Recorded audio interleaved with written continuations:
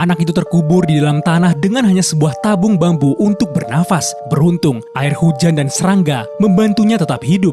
Setelah 10 hari, gurunya menggali dia keluar dan memulai tahap latihan berikutnya. Dia harus mendorong batu besar untuk membangun kekuatan. Dia juga harus berlatih menembak untuk melatih ketepatan. 10 tahun berlalu, dia membangun tubuh sekuat besi. Dia melompat dan memukul begitu keras sehingga bahkan gurunya hampir kalah. Dia menendang perisai dan memecahkannya. Bahkan judo gurunya bisa dengan mudah dipatahkannya. Tetapi tepat ketika dia hampir mengalahkan gurunya, seorang gadis kecil muncul di depannya. Dia terhenti sejenak dan gurunya mengambil kesempatan itu untuk menjatuhkannya ke tanah. Setelah keluarganya dibunuh, pria itu sering biat hantu saudarinya, tetapi dia percaya itu tidak akan menghentikannya untuk membalas dendam. Dia diam-diam pergi ke kota. Dia melihat kendaraan perang yang familiar dan sekelompok orang yang mengenakan pakaian kuning. Orang-orang berpakaian kuning itu bertindak seolah-olah mereka memberi permen kepada anak-anak, tetapi mereka sebenarnya menangkap orang tua mereka dan membawanya pergi sebagai budak. Kerumunan di bawah berteriak kepada mereka, tetapi sesaat kemudian mereka dibunuh. Kelompok kuning itu terus memberikan pidato, lalu seorang pria kulit hitam maju. Pada saat yang krusial, seorang penjaga mengaktifkan sistem pertempuran dan membunuhnya dengan sebuah kapak. Kemudian para penjaga mengaktifkan mode pembantaian. Pria itu ingin menyerbu masuk, tetapi gurunya menghentikannya tepat waktu. Gurunya berkata bahwa dia belum cukup kuat, tetapi penjaga itu tidak meninggalkan seorang pun yang selamat. Pria itu tidak bisa menahan dirinya lagi.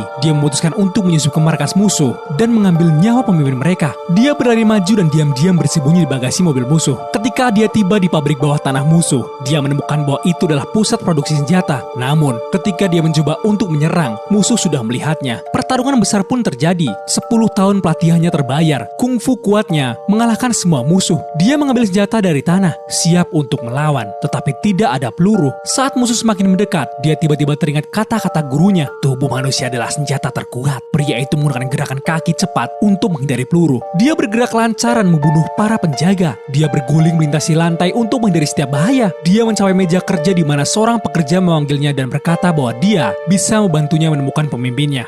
Pria itu memutuskan rantai-rantai itu. Mereka memutuskan untuk bekerjasama. Pria itu menggunakan senjata untuk bertarung. Pria itu bertarung dengan tangan kosong. Selama pertarungan, seorang pria dengan palu menarik perhatiannya. Pria itu menjatuhkannya dengan satu gerakan. Tetapi setelah menarik napas dalam-dalam, pria pemegang palu itu bangkit dan menyerang lagi. Orang itu semakin kuat setiap kali dia terluka. Sepertinya dia memiliki kekuatan tanpa batas. Pria itu mulai kehabisan tenaga dan dia kalah. Ending yang sedih.